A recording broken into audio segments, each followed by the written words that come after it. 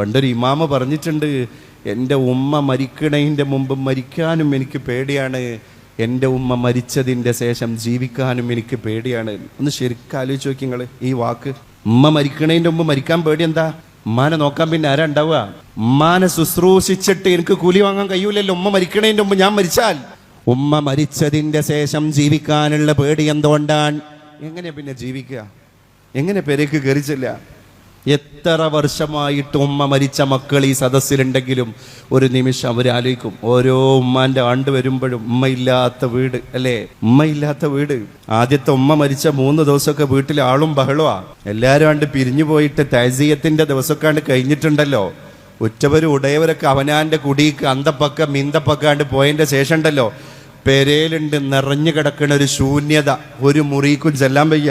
അവിടെ ഉമ്മാന്റെ പർദ്ദ, ഇവിടെ ഉമ്മാന്റെ ഷാള്, ഇവിടെ ഉമ്മ വെച്ച കഞ്ഞിപ്പാത്രം. അടുക്കളയിൽ നിന്ന് എങ്ങനെ ഇനി കഞ്ഞുടിക്കുക? നമ്മൾ ചിന്തിക്കണം.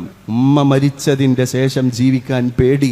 അതുകൊണ്ടാണ് ഒരു മഹാനായ ഇമാമ് പറഞ്ഞത്, ബാപ്പ മരിച്ചു. ബാപ്പ മരിച്ചപ്പോൾ ബാപ്പാന്റെ സ്വത്ത് കോരിയൊക്കെ മക്കള്, സിബ്ലിങ്സ്, അഞ്ചന്മാരുണ്ട്, ഏട്ടന്മാരുണ്ട്, പെങ്ങന്മാരുണ്ട്, എല്ലാവരും ബാപ്പാന്റെ സ്വത്തും പറമ്പൊക്കെ കോരിച്ച് കൊണ്ടുപോവാ. ആ കൊണ്ടുപോണ്ടതിൻ്റെ ഇടയിൽ ഈ മഹാനായ മനുഷ്യൻ പറഞ്ഞു, നിങ്ങൾ ബാപ്പാന്റെ സ്വത്തും പറമ്പും കോംപ്ലക്സും ഒക്കെ കൊണ്ടേക്കോ, ബാപ്പ ഈ ദുനിയാവിൽ ഇട്ടേച്ച് വെച്ച ഒരു സ്വത്തുണ്ട്, അതെനിക്ക് വേണം. ഇത് ലിസ്റ്റിലില്ലല്ലോ. അയാൾ 10 സെന്റും 15 സെന്റും 5 ഏക്കറി ഒന്നും എടുത്തിട്ടില്ലല്ലോ. എന്താ പിന്നെ ബാപ്പ അവിടെ ഒഴിവാക്കി പോയ ഒരു സ്വത്ത് ഞാൻ കൊണ്ടുപോകുമെന്ന് പറഞ്ഞത്? ആ മനുഷ്യൻ കൊണ്ടുപോയത് ഉമ്മാനെയാണ്. സ്വന്തം പെരേക്ക് ഉമ്മാനെ കൊണ്ടുപോയി. ബാപ്പ ഒഴിവാക്കിയ ആ സ്വത്ത് എനിക്ക് വേണം. കാരണം ഉമ്മാനെ പരിചരിച്ചാലുള്ള കൂലി എന്താണ് എന്നുള്ള കിതാബിൽ പഠിച്ചണ്.